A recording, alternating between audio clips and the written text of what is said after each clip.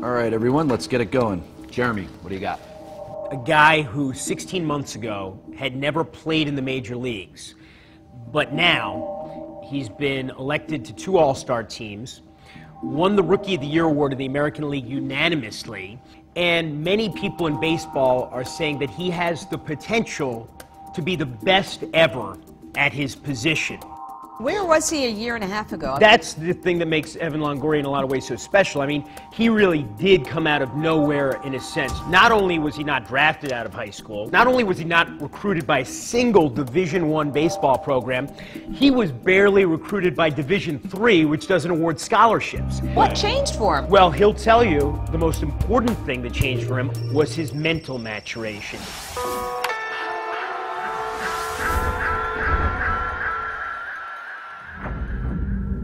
Walk slow to the plate.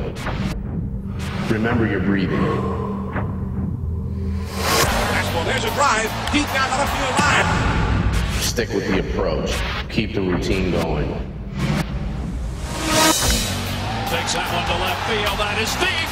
Way back. Get into the game. Don't worry about the result. Deep to left field. How far is this one gonna go? Evan Longoria with a monster blast. What goes on in the mind of Tampa Bay Rays third baseman Evan Longoria has helped him emerge as one of the game's highest profile young stars. The focus, the sense of calm, the faith in process, they're all essential components of his makeup. Let's go to work, come on. Everybody says the same thing to me. They watch him go up to the plate, holds the bat like he's sleeping until he explodes at the ball. Evan Longoria drives the first pitch to the right center field and deep. Johnson is back for the wall. Atop the right tank, a home run. At the age of 23, Longoria is already a 2-time All-Star. His highly developed mental approach to the game, not to mention his willingness to discuss it, distinguishes him from his peers. It also gives him an edge. To us, it looks like it just happens naturally, but there is a method. His ability to be in the present moment makes him one of the best. When the pitch is being thrown, he's already forgotten about last at bat, and all that exists is this particular pitch, and this particular pitch is coming to me right now. I see a lot of guys who have a lot of physical ability but don't have enough up top to, be able to control certain situations, or, some guys don't really buy into the whole mental training side of baseball, I guess. But for me, I've been doing it for so long that it's something that I trust.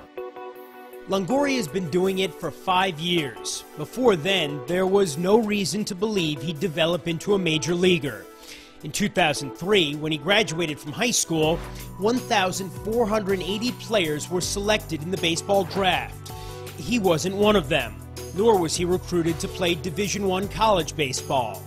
Did you deserve to be overlooked when you were coming out of high school? Definitely. Yeah, I wasn't good. I mean, I knew the game. I enjoyed playing the game. As far as ability and talent, I wasn't a professional player at that time. To continue to play the game, Longoria enrolled at Rio Hondo, a junior college just a few miles from his hometown in Southern California. After hitting .430, Longoria transferred to Division I Long Beach State. There, he was introduced to the theories of Ken Ravizza, a professor of kinesiology and author of several books on sports psychology.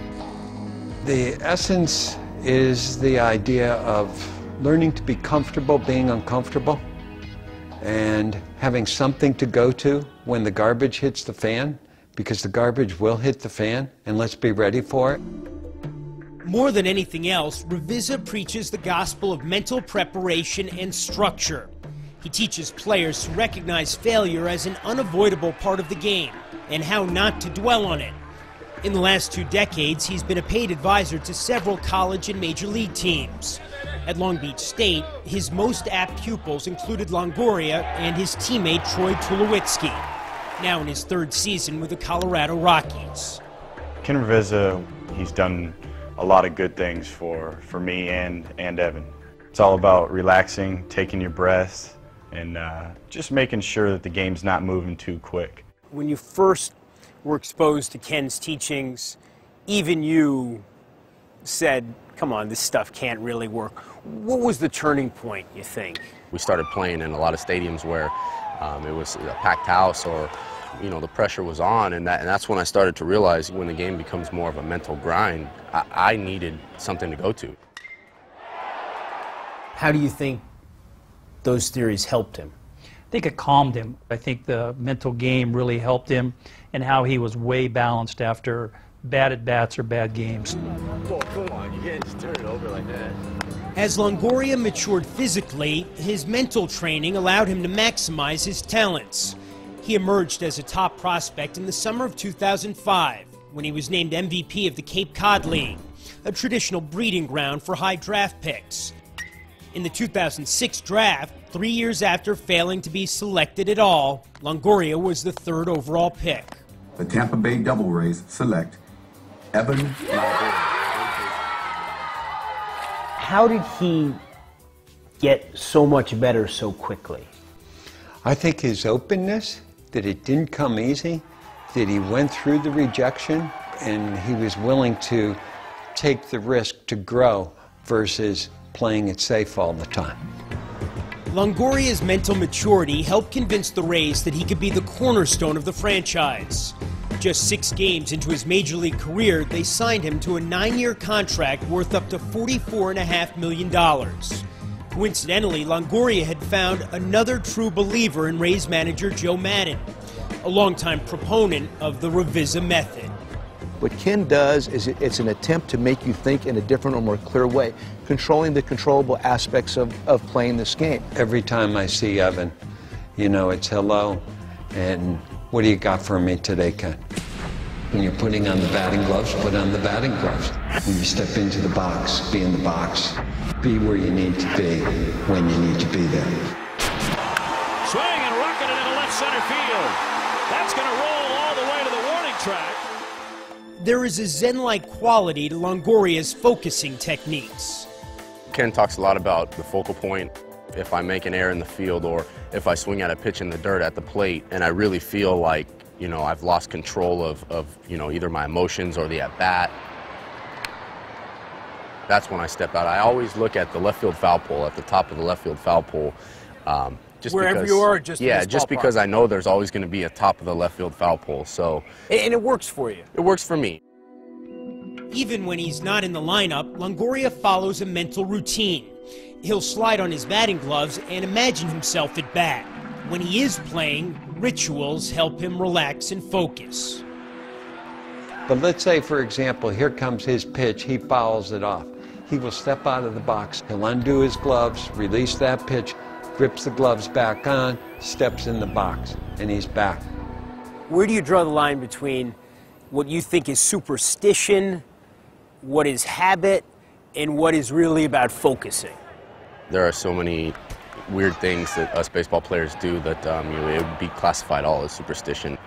But, I think superstition would be, if my mind was all messed up when I got to the plate if I didn't do that. So. And it's not that? No, it's not that at all. Not everyone attributes Longoria's success to his mental focus. There's his work ethic, his bat speed, and another undeniable factor. Your buddies out in California that we spoke to said that they thought it was actually a big moment in your career and development when Eva Longoria became famous. It seemed like everywhere I went, that was the only thing I heard for 2.5, 3 years now. But it kind of got my name out there. Whether it was Eva or Evan, obviously they remember the last name. From what I understand, last year she got you a bottle of champagne when you made the All-Star team. What did she get you this year? Nah, she gave up. She gave up on me.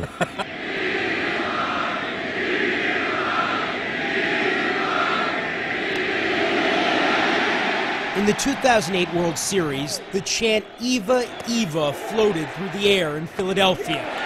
Whether or not the taunting bothered him, Evan Longoria went 1 for 20 against the Phillies. It could have been the pressure that I was putting on myself. It could have been the outside distractions that I let get to me, and I look back now and kind of kick myself in the butt for that. Things kind of sped up on me. I think that was part of the whole experience for me too, is just learning those feelings. I mean, he gets upset, but he's got some tools that he uses, and he knows that's part of the game. And then this goes back to his background where it didn't come easy. He had to struggle at times. From undrafted and unrecruited to the All-Star game and the World Series. It's been a quick trip for Evan Langoria. Now comes the hard part, maintaining focus. Do you think there will be a day when you don't need a focal point, when you don't need the mental exercises that you do? No, I don't think there will be, because as soon as you start believing that in this game, you'll get humbled in a heartbeat. I'll always have that to kind of keep in the back of my mind, and when I need it, use it. Get rid of those negative thoughts. Get back to the moment. Prepare to get ahead.